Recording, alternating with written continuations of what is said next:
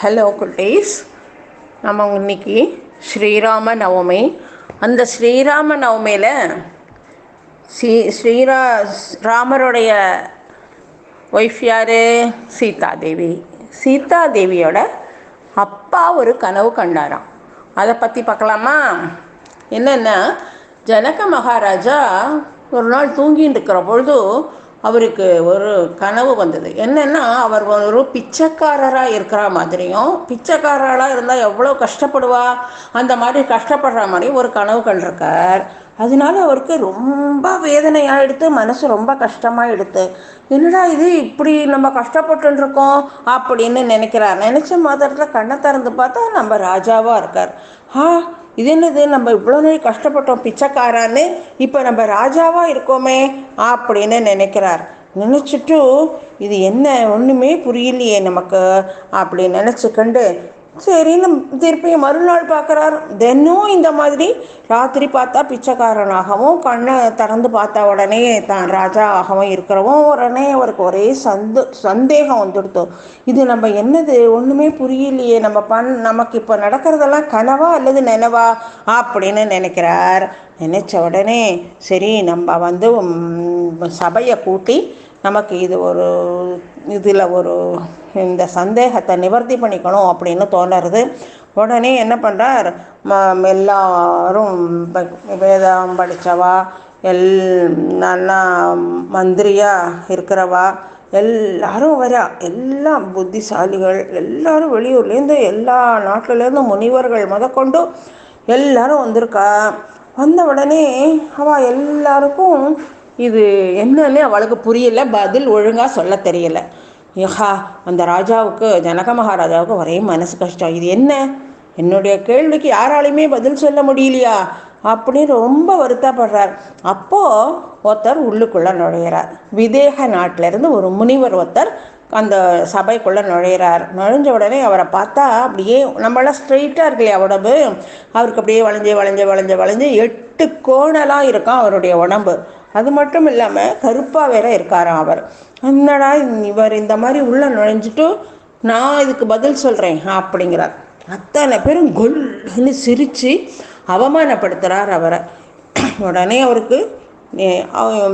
அவருக்கு இந்த மாதிரி உடம்பு வந்ததுக்கு காரணம் என்னென்னா, அப்பா வேத பாராயணத்தை அப்போ தான் கற்றுக்க ஆரம்பிக்கிற போது தப்பாக சொல்லின்னு இருந்திருக்கார்.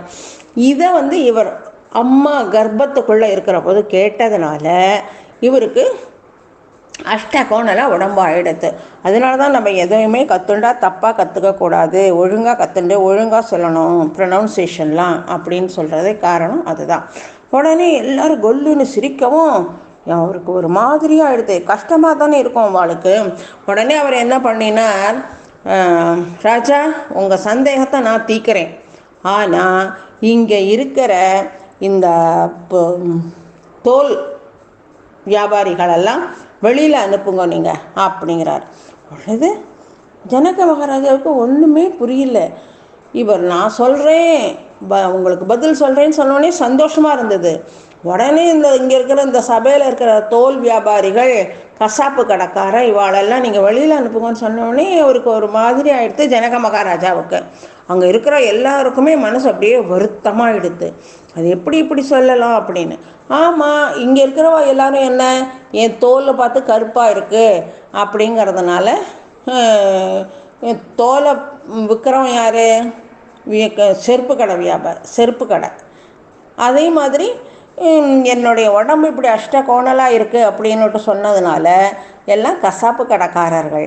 அவள் தானே தோலையும் இந்த உடம்பையும் வச்சு வியாபாரம் பண்ணுறவா, அதனால தான் நான் சொன்னேன் அப்படின்னு சொன்னதும் அவளுக்கெல்லாம் கோவம் பயங்கரமாக வந்துடுத்து. அப்புறம் என்னடா இவர் இப்படி சொல்கிறாரே அப்படின்னு நினச்சிட்டார். ஆனால் ஜனக மகாராஜா ரொம்ப பரிவோட ஏன் இப்படி நீங்கள் சொன்னேன்னு கேட்டார். அதனால் இந்த மாதிரி காரணத்தினால சொன்னேன் அப்படின்னு சொல்லிட்டார். சொன்ன உடனே மன்னா உன்னுடைய கேள்விக்கு பதில் நான் சொல்கிறேன் அப்படின்னு சொன்னேன். சபையில் முழுக்க என்னை பார்த்து எல்லாரும் சிரித்து என்னை அவமானப்படுத்தினான். அப்போ அவளுக்கெல்லாம் என்ன ஞானம் இருக்கும், அவளுக்கெல்லாம் ஒரு ஞானமும் கிடையாது அப்படின்னுறார். அதுக்கப்புறம் எல்லாரையும் நீங்கள் வெளியில் அனுப்புங்க, நான் உங்களுக்கு பதில் சொல்கிறேன் அப்படின்னு சொன்ன உடனே சரின்னு எல்லாரையும் வெளியில் அனுப்பிச்சிட்டா. வெளியில் அனுப்பிச்ச உடனே இவர் உடனே பதில் சொல்கிறார். என்னென்னா, பண்டிதனாக இருக்கிறவா உருவத்தை வச்சு எடை போடக்கூடாது, அதனால தான் நான் அப்படி சொன்னேன் அப்படின்னா. உடனே மகா ஞானியாக இருந்த ஜனகருக்கு இவர் நல்ல சத் விஷயக்காரர், நல்ல ஞானி அப்படிங்கிறது புரியுறது. உடனே அவர் என்ன பண்ணினார், ரொம்ப பணிவோடு அவரோட காலடியில் உட்காந்துண்டு சந்தேகத்துக்கு உள்ள விடை என்னன்னு தெரிஞ்சுட்டார். தெரிஞ்சதும் ஜனகருக்கு அஷ்டாவக்ரர் சொன்ன அந்த உபதேசம் அஷ்டாவக்ர கீதை அப்படிங்கிற பெயரோடு இன்றைக்கும் இருந்துருக்கு. அந்த உபதேசத்தை பெற்ற ஜனகர் என்ன பண்ணினார், அன்னியிலிருந்து அவர் மகா ஞானியாக ஆயிட்டாராம்.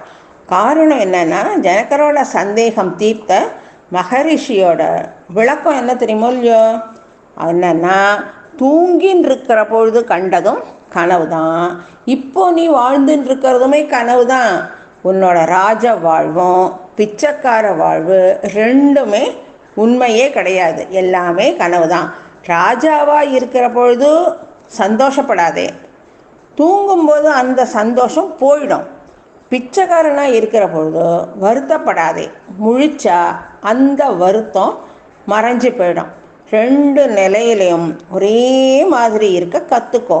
அப்படி இருந்தோன்னா உலகத்தில் எதுவுமே நிரந்தரம் இல்லை, கடவுள் ஒருத்தர் தான் நிரந்தரம் அப்படிங்கிறது நமக்கு தெரியும்.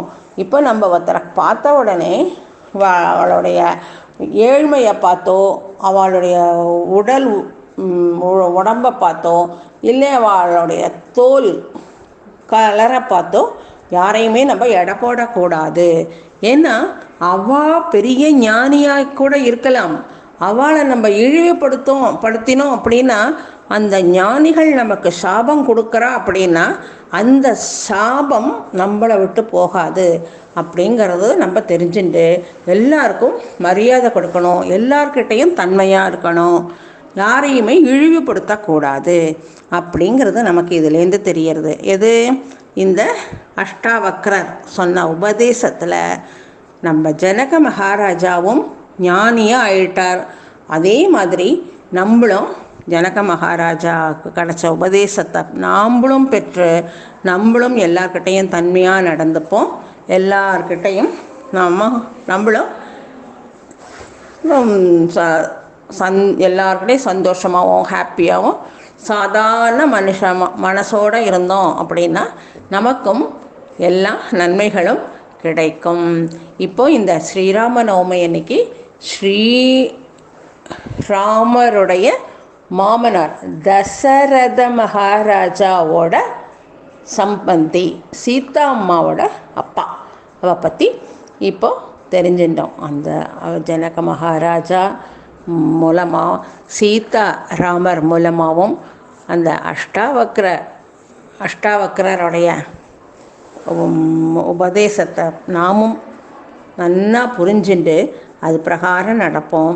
இந்த ஸ்ரீராம நவமி நமக்கு கொடுத்த ஞானம் இதை நம்ம எப்பவும் அனுசந்தானம் பண்ணிட்டு எப்பவும் மனசில் இதை நினச்சிட்டு இருப்போமா.